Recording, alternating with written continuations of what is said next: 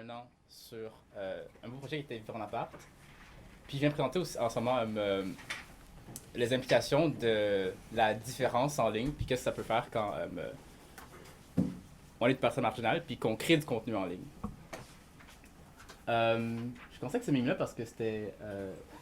En fait, je vais vraiment vous présenter le projet de ce qu'on a fait avec Vive, puis les processus qui étaient derrière ça, puis les différentes réflexions qui sont venues dans cette année-là de création de contenu.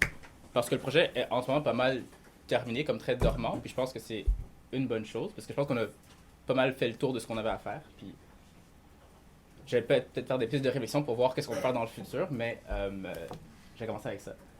Donc, est-ce que le politique correct a été trop loin? La question identitaire est quand même très difficile en ligne. On se cherche de manière continue, ce qui nous amène souvent à prendre appartenance à différents groupes, à différentes sous-communautés, forums, qui des fois ont des intérêts qui sont conflictuels. Ça fait que quand on crée du contenu, des fois on n'est pas trop sûr de ce qu'on veut dire, ou de ce qu'on veut faire, ou qui on veut attaquer. J'en viens à cette conclusion. Ben, attaquer, je parle de plus de cibler parce que c'est de l'humour, mais j'en viens à ça parce que c'est un peu ce qui est fait. C'est un peu ce qui est fait dans le médium subversif du mime, c'est de la dérision, puis aussi souvent de l'autodérision. Il y a des moments en fait où lors de l'utilisation de l'internet, on peut arriver à cristalliser son identité. Je me base un peu sur les recherches que Jonah Purdy de BuzzFeed a fait pour comment on fait justement pour réussir à faire du contenu sur internet. Ou par exemple quand tu shares un quiz BuzzFeed, quand tu shares un meme, c'est parce que tu t'associes directement à ça, tu fais « Ah, c'est moi » et pendant une seconde, l'identité est cristallisée. Mais après, la fragmentation recommence. Un moment de cristallisation, évidemment. Mais l'Internet, ça ressemble beaucoup plus à des compromis identitaires, plus que une affirmation totale et solide.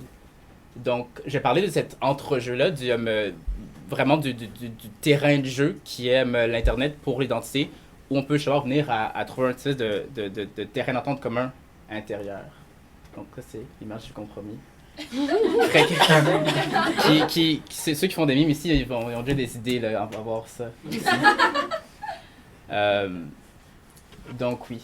Donc, ce qui était vraiment intéressant avec Vivre, c'est que on arrivait justement à créer du contenu fait d'expériences personnelles et vécues. Ça fait que moi, par exemple, qui a des partenaires qui sont blancs, par exemple, qui se mettent dans des situations, dans des contextes sociaux où je suis minoritaire, même des fois singulier, vit cette différence-là, et je trouve un moyen de le métaboliser, de le matérialiser, ou de digitaliser en fait, dans un mime. Ce qui est intéressant d'en vivre aussi, c'est de voir comment les gens interagissent avec le contenu, puis de voir que les membres d'une communauté peuvent faire comme « Oh my god », genre, quand est-ce que c'est vrai? Genre, donc, je vais présenter quelques mimes en fait, au cours de la petite présentation, dont celui-ci. Celui-ci aussi. Donc, une des dissonances, disons, de mon identité, c'est le fait que, par exemple, mes parents soient de classe moyenne, mais que j'étais dans une école privée où les élèves, c'est des trucs comme faire des voyages en Afrique ou en Haïti. Puis que... Ouais. Le contenu est là.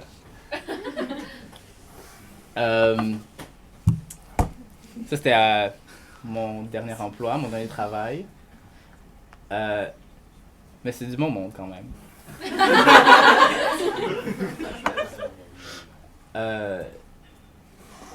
Donc, on avait un point aussi où, parce que je fais partie justement de la communauté, par exemple, de l'école privée où j'ai été élevé pendant 7 ans, disons, je vis un peu dans le même groupe que je critique.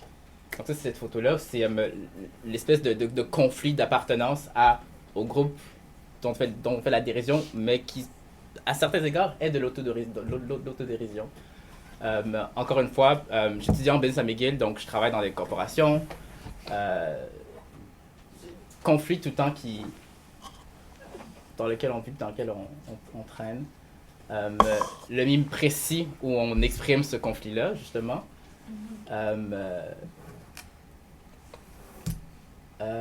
Puis ça aussi, ouais.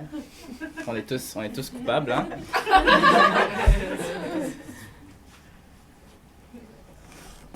Ce qui était intéressant pour le projet de Vivre aussi, c'était qu'on n'a rien inventé. C'est qu'il y avait déjà une grande, pas une grande tradition, il n'y avait pas un canon du mime, mais il y avait des gens, je sais que tu as parlé de God Shakira, justement, à Montréal même, qui faisaient des mimes, puis qui ont parti une trend qui l'ont amené de l'avant. Donc c'est intéressant de se réapproprier des mimes anglophones, puis de les mettre dans le contexte québécois aussi. Ça, c'est très facile avec le mime, parce que justement, tu as l'image qui veut déjà dire quelque chose, puis on peut juste y apposer un message. Donc, on peut apposer notre identité, par exemple, spécifiquement québécoise, à un mime comme celui de monsieur qui parle à la croix.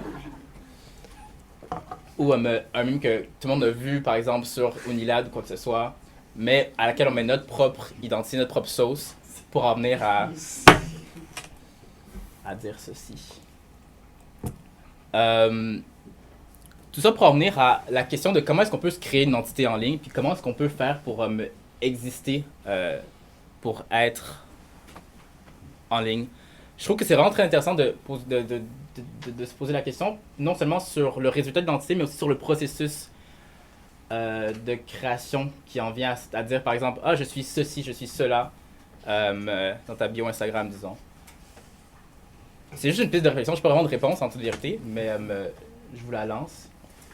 Je finis avec cette image-là, qui est la cible. Nos mimes avec Vivre étaient extrêmement ciblés sur les groupes dont on faisait partie, puis aussi ciblés à notre identité.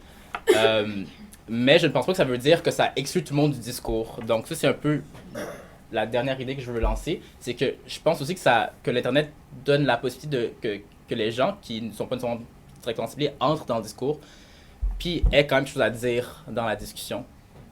Donc c'est cela.